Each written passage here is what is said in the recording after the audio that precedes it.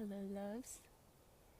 I am outside again today, and I'm hoping that the beeping of the construction won't be too loud.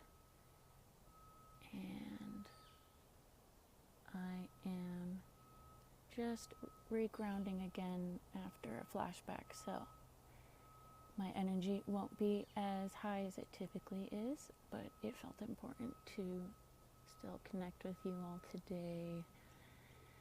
I'm so grateful to be here, and I'm so grateful that you're here with me. I spent a lot of time earlier today journaling and actually working with some tarot. I've said tarot for a long time. I think it's tarot cards.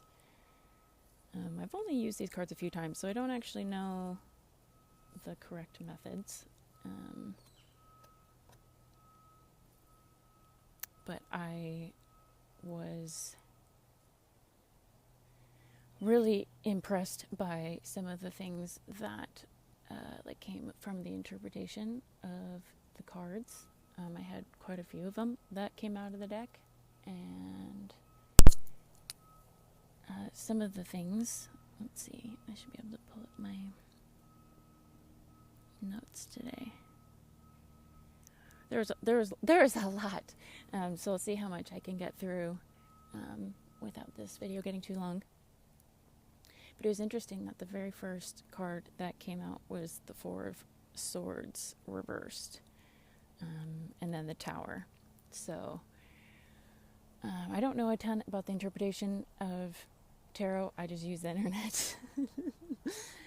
And it's interesting because these cards talk about coming out of this period of isolation, and there is a lot of change happening. So it's like as if we are moving out of this hibernation period back out into the world, and a lot has changed for us, or a lot is going to change, or both. And what I had just written down here as I was just kind of processing and sitting with some of that information was being proactive in caring for yourself during this time of change. Change, even when it's the good stuff, is still hard. And I'd written something a long time ago. Maybe I should just pull it up. And I wrote this several years ago. And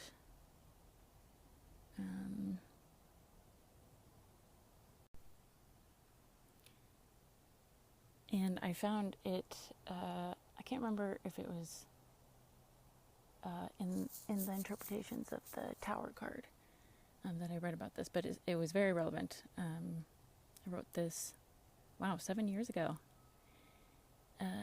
Change is such a powerful and uncontrollable force, but it doesn't always start big. Small little pocket change, the little pennies and nickels no one notices until one day you look back and you see the giant jar of coins you saved, and somehow they added up to a whopping pile of cash. But no one goes pocket picking for change now, do they? Change just falls in your lap with every choice you make. But the change only makes a difference with the huge and important factor of you. You can throw it away and avoid the burden of carrying change, or take it as it comes and use it to your advantage. And this came to mind when I was journaling about this earlier, as I have not always had the best attitude about change. I think that's something that we can all relate to. And looking back, I've wondered how much of change would have been less miserable, more palatable, or even more enjoyable if I had a different attitude, and how much change would have actually worked more in my favor if I had a different attitude about it. And I'm saying this with like so much love and grace, because life is already hard. And there's I feel like a lot of change that we have. Excuse me if you hear me drink. The last thing that we want to deal with, when we're already dealing with life, is dealing with change. And I've had a lot of change this year, some of which I felt like was out of my control. And the interesting thing as I've moved deeper into my healing is that I feel like I put less meaning to things, like the experiences I have or the feelings that I have. So I'm just like more open to seeing like what unfolds. Like I observe more than I interpret, which is really hard, okay? I mean, maybe some people were naturally born with that. I'm not. I'm an overthinker, so I can have 1,000 thoughts about one single thought, which can spiral into 1,000, and for each of those that it could be really stinking hard to not start attributing meaning and interpreting things and internalizing things. And I mean, a great example is parting ways with somebody in your life, a breakup, a friendship, or cutting off a family member. Like, oh my gosh, like that heartache is so real. Or if they do it to you, oh my gosh, like it's such a painful experience. And like, it's hard to not internalize some meaning to that, like, reasons why they left obviously being because of you, or you cutting off another person. Like, just thinking about the way that it looks, especially when it comes to family members. Like, you tell yourself, like, but this is family, like this is, you can't cut off family, like all these internalized narratives that we have. And something that I've been getting a lot in, I don't really know what to call them. Maybe like meditations, I guess. I'm not really sure. I'm kind of new to this like spiritual journey, so forgive me and my potentially misuse of these words. But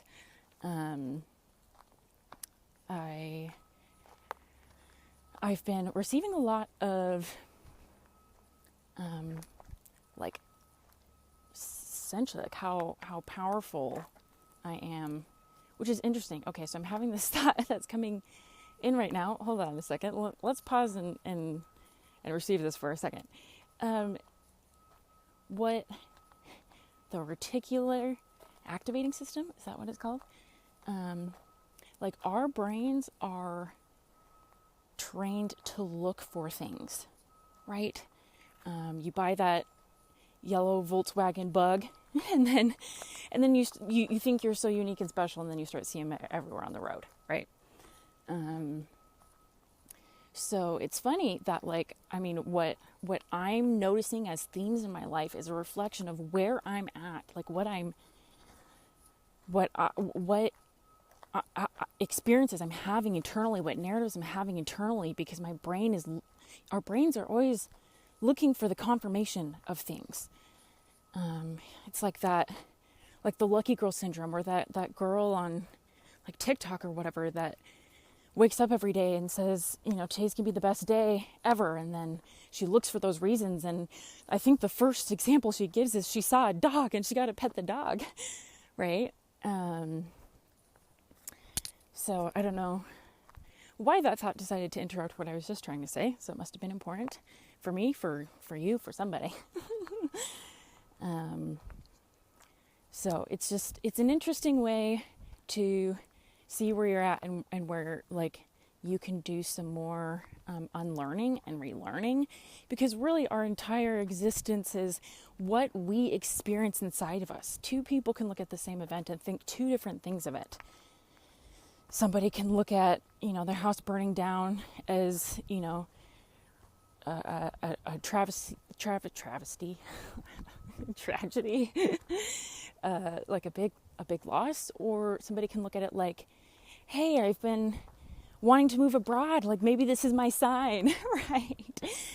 So really all we have to do to create a different existence is to train our brain to think in a way that cultivates the lived experience that we want to have. And of course, there's going to be some external factors that hopefully are controllable, but a lot are not going to be, that are going to make that difficult. I'm not trying to say you can, retrain your brain out of experiencing abuse or neglect, or if you are in an unsafe, unhealthy environment, there's a lot you can do for yourself, but you can't change that. There's still going to be a lot of weight that comes with those things. So I'm not trying to brush that off.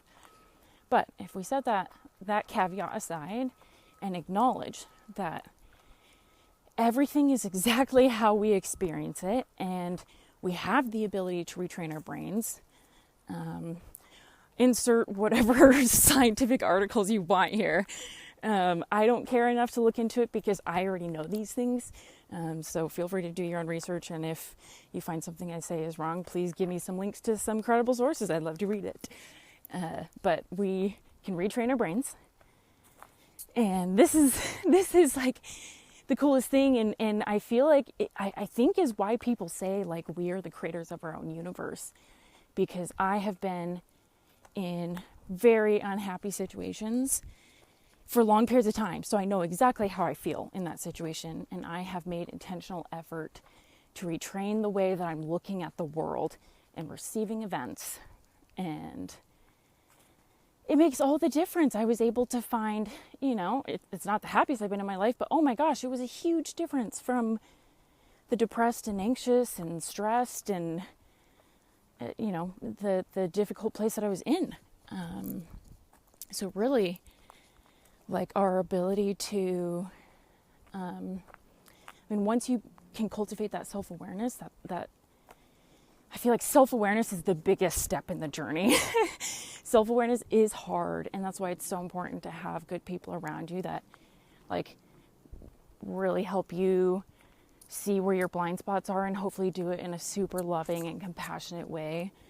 And if you're that kind of friend, oh my gosh, you are just a gem in this world. A lot of people might poo-poo on that, but honestly, I think that's such a whatever. Okay, anyway. I appreciate people like that because the more that I grow and listen to my intuition and love myself. When I say growth, really it's me loving myself more. And that is a whole other topic that I'm most definitely going to get into, but not today. Or at least not in this video. So anyway, the more growth that I've had, the happier I've been, the more capacity that I have for happiness, the more capacity that I have for peace and love and joy and gratitude and stability and groundedness and all that. So it's just such a gift when people know how to lovingly be honest with you and be a mirror to you.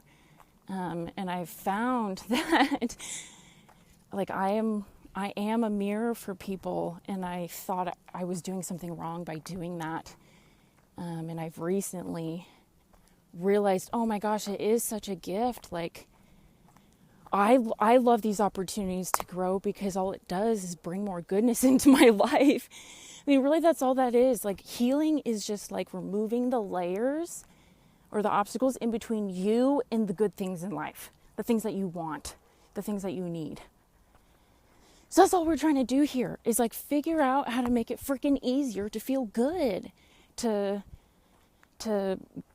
achieve things, to like yourself, to feel you can connect with people consistently and in a way that feels good. Cause oh my gosh, don't even get me on the soapbox of how families really are the biggest blessing and curse because they shape, what is normal to us. So, a lot of healing from your childhood is just learning how to connect with people in a way that feels good and removing the barriers to feeling loved and I was thinking about this when I was journaling earlier today. Like, I mean, I think that's what people talk about when they say you can't, like, be loved until you love yourself, or whatever that silly phrase is, and people get up in arms about it. Like, of course you can be loved. Like, well, yeah, you can be loved, but you're not going to feel it. Okay? I'm for real. It's not because, like, I don't know, insert whatever reason that you disagree with me. Is because I've realized, like, I have needed to do so much healing in order to feel love from people, and not because I wasn't loved before, but because I didn't love myself. So I didn't know how to receive it.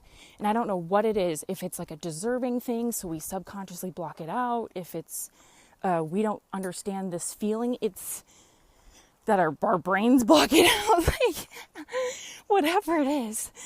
Like, I mean, that's all that it is. That's all that it is like, we are removing the layers that make it difficult for us to receive things. And all that I've found is my external environment doesn't have to change.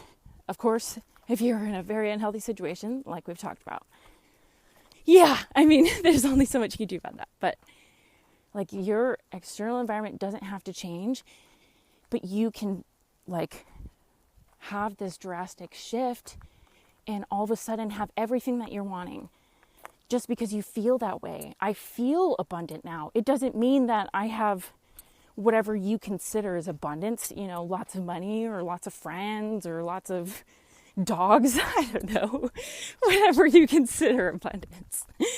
That doesn't mean those things have changed for me. I just now feel that way. And that, honestly, that's all we want, right? Any choice that we make is to obtain a feeling. I mean, think about it. Like, when we're making choices to obtain money, it's because we want that feeling of freedom to buy whatever we want, or that feeling of security to know that we have a roof over our heads and, you know, food on the table. That's all we're doing, is we're trying to obtain these feelings that we want. And the difficult thing is if you grew up in an unhappy home, and that could be defined so many ways, but I mean, honestly, I don't even think people realize they grew up in an unhappy home because they don't know. No, I know this. People don't know. People don't know until they've started doing some healing work or gone to therapy and start validating it themselves. You know, at least I wasn't, you know, insert blank. At least I wasn't abused. At least I wasn't, you know, whatever. Like somebody else has it worse. No. Okay, whatever. Once we start validating ourselves and acknowledging the fact that, like, no, our childhood was not as safe or as healthy as it should have been, then we can start becoming aware of the fact that, no, this normal feeling of you being any number of things, kind of anxious, kind of depressed, like just like generally unsettled or discontented with life, is not normal, right? I mean, well, it is normal. Lots of people experience it. So let's remove normal and let's look at it from, like, that's not ideal. The ideal is we want to feel generally pretty freaking good about our lives. And of course, feelings are going to happen. We can't stop them. But we want to feel like we're in control of our feelings, that they're not just like taking over our life every time something happens.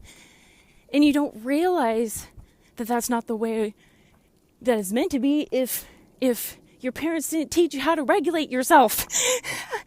And most of the time, parents teach that because they can do it themselves. So if your parents weren't teaching it to you, it's because they don't know how to do it. So, or they weren't there to do it. Either or. Anyway, so that's what I want. That is, I think, if I had to make a guess, because I still don't actually know what this channel was meant for. Still just open to whatever I'm supposed to be sharing. I'm just here. I'm just listening to my intuition. But I'm getting an inkling that that's what it is like, how do we find life after long periods which includes our childhoods. Like, what do we do after that? So that way we can live a different freaking life. Because you know what? I came out of my childhood not wanting to keep seeing the light of day anymore. It took me several years to want to see the sunrise the next morning. Granted, I'm not a morning person, so okay, we're not making lightheartedness out of my suffering here. Okay, well, I humor helps with the coping, okay? Yeah. But anyway. Yeah, I came out of high school not wanting to do it. And that is such a rough place to be when, you know, like the hope is that you're graduating high school bright-eyed and bushy-tailed, ready to go conquer the world, and you have all these big dreams and ambitions and goals, and you're going places. But this can happen at any point in your life. And what do you do? What do you do? You go and talk to somebody, and they're going to say, yeah, stuff happens. It's going to be okay. You're going to be all right. You're strong. You got this. Which on the surface feels good.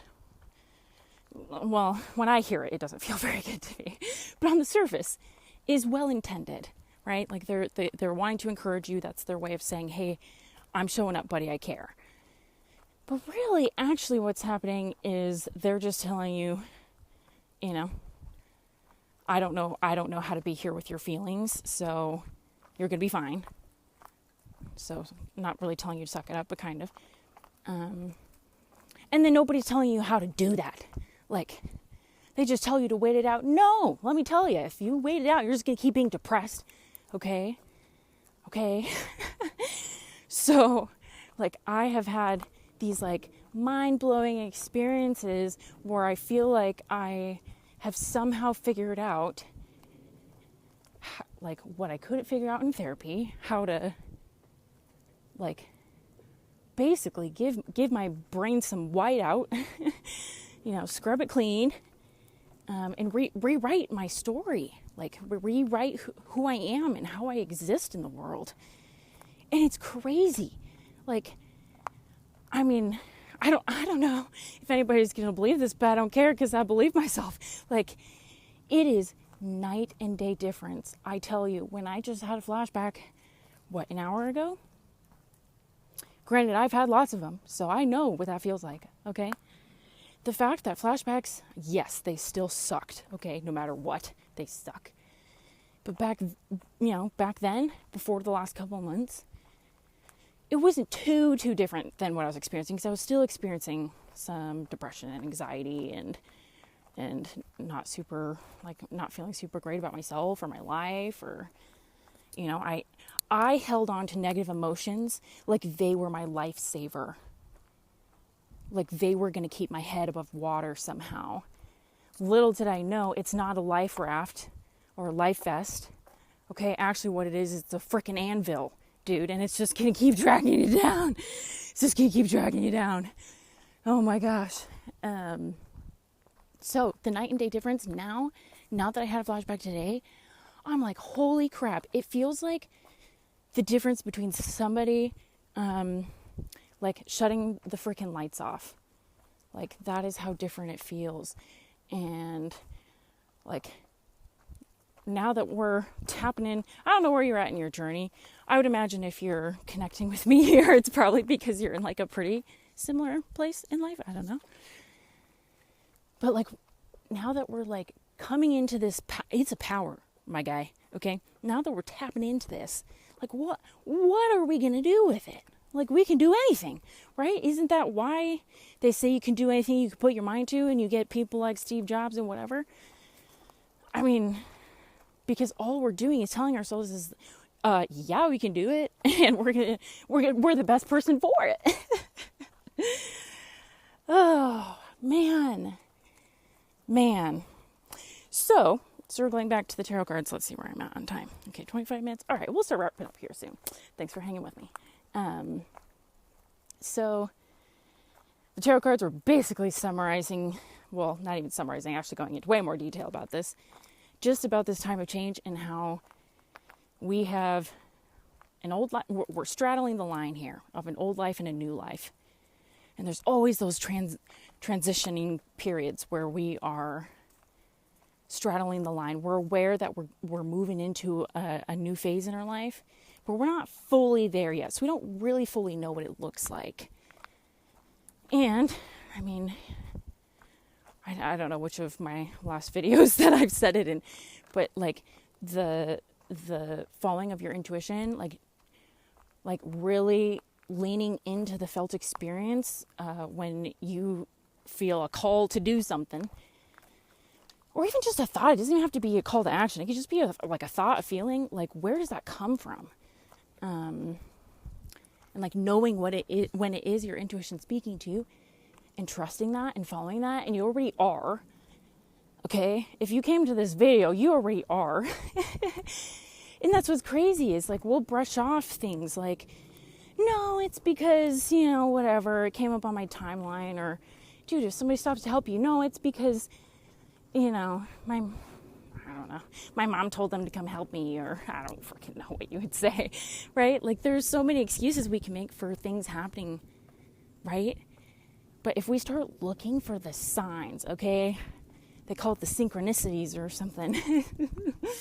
I should get a dictionary for the terms in this spiritual world, because I don't know.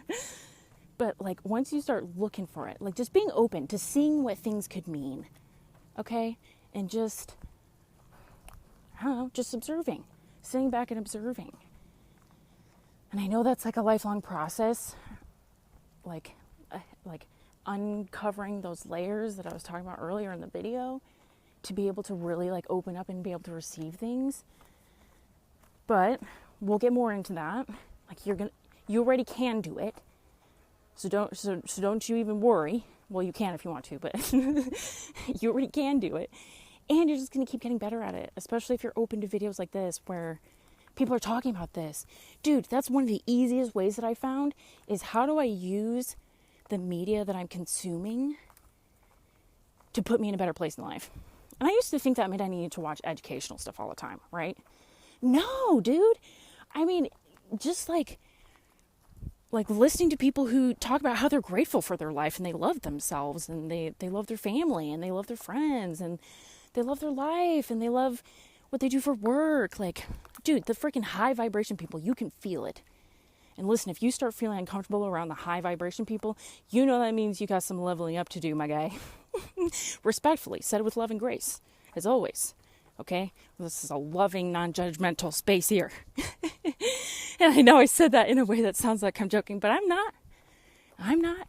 We are all on different parts of our journey, and that's what's so freaking cool, is we can all nod at each other and say, yeah, dude, I fucking get you, bro. I mean, freaking, sorry. I'm trying not to curse on this channel. Yeah, I don't know what ages of people might be watching this. Or walks of life. You can be an adult and not swear. But anyway. What was I just saying? Oh, yeah, that's what's so cool about, like, having communities of people, and that doesn't mean they have to be well established. Dude, we're all community. Anybody watching this video, we're already a community. You're my community. You're my people. Okay? We can all look at each other and, like, 100% know where somebody else is at. Maybe, I mean, if they're ahead of you in certain areas in life, like things that you haven't learned yet, then you just recognize that they're ahead of you. But when you're looking at somebody who's just starting out in their healing journey, they're just building self-awareness, and you're looking at them like, yeah, dude, I know where you're at. That part kind of sucks. That is rough.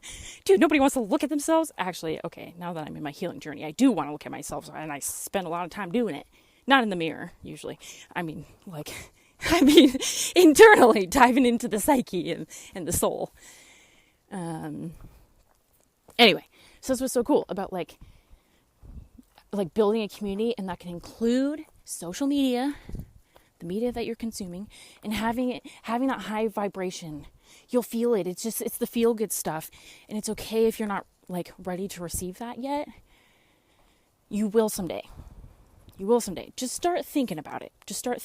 And it can start with the puppy videos. Dude, that was me. I don't know, 5 years ago, I started just liking all the dog rescue videos that make me want to cry. At least that was better than consuming the stuff that is, negative about where the world's at and how everything's falling apart. And yeah, America's in a rough place. But anyway, just any little bit. We're doing baby steps here. Whatever feels accessible to you right now, that's just bringing us up to a higher vibration.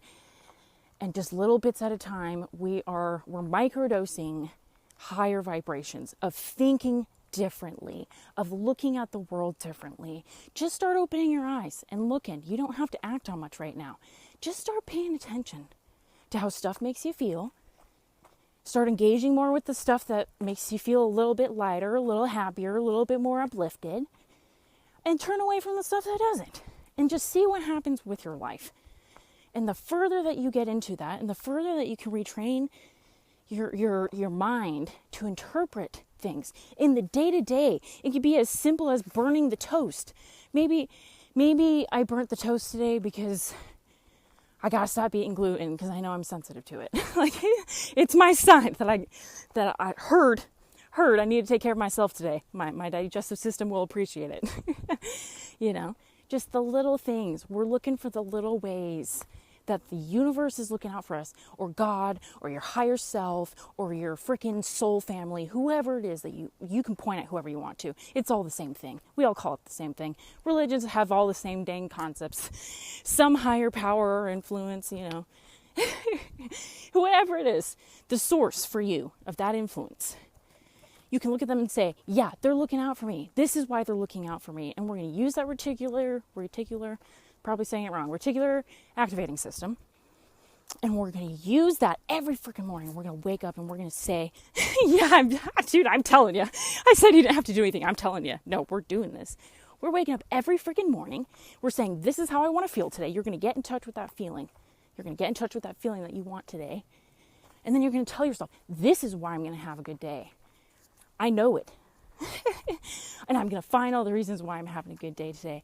And I'm going to find all of the ways that the universe is looking out for me. And the next time that you get that rejection from a job that you wanted, the next time that you're late to work, the next time, all of those things, you're going to think about, maybe you shouldn't think about this, I don't know. But the way I look at it is I'm like, well, there was people that were late to work that worked in the Twin Towers.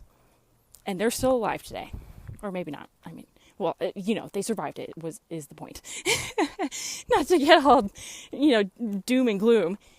But really, we're looking for the reasons why the universe is looking out for us. And this is the start of how we're building the life that we want to live.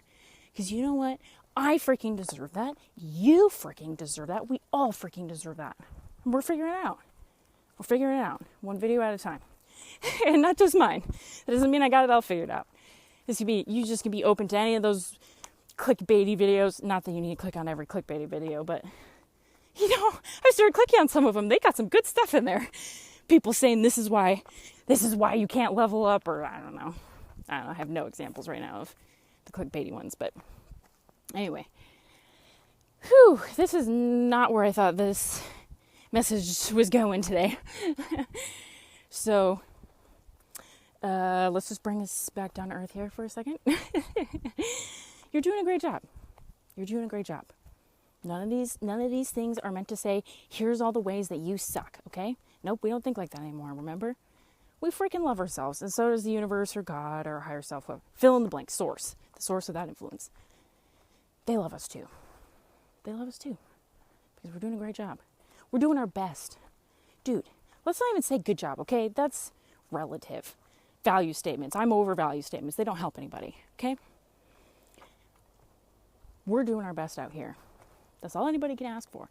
We just want to be 1% better every day. Dude, you don't even have to be 1% better every day. How about 0.00001% better today? Better. Still not perfect reframing there. Okay, working on it. Let's workshop that. Different day. But just improving the quality of life. 0.0001% every day. Okay? And that's starting with everything is working out in your favor. You are building your dream life right now. You are in your dream life right now, and you're going to find out how the hell you're in your dream life right now with everything not being perfect. Yeah, there we go. I said I was going to bring us back down to earth, and I'm still getting amped up. Okay, I love you all. I'm very proud of each of you. I know that you're just working your little booties off out there, you know, just doing your best. And I'm here for it, and I'm cheering you on. Tell me in the... I want something in the comments. I love that I've already seen comments and people subscribing is giving me extra reinforcement that I'm like doing something I'm supposed to be doing right now. I don't know what it is yet, but I'm doing it. Okay, so drop me a little something in the comments about, I don't know, either about how this is your best life or why you might be nervous about outgrowing this, what you're having a hard time letting go of to moving into your best life. Yeah, let's stick it there. Okay, loves. Seriously, sending you all of the love. And the biggest of hugs, okay? If you like hugs, you don't have to receive that, okay? We do consensual hugs around here. I respect your no. Okay, seriously, I love you all, and I'm excited for the next one. This has been so much fun. Okay, till next time.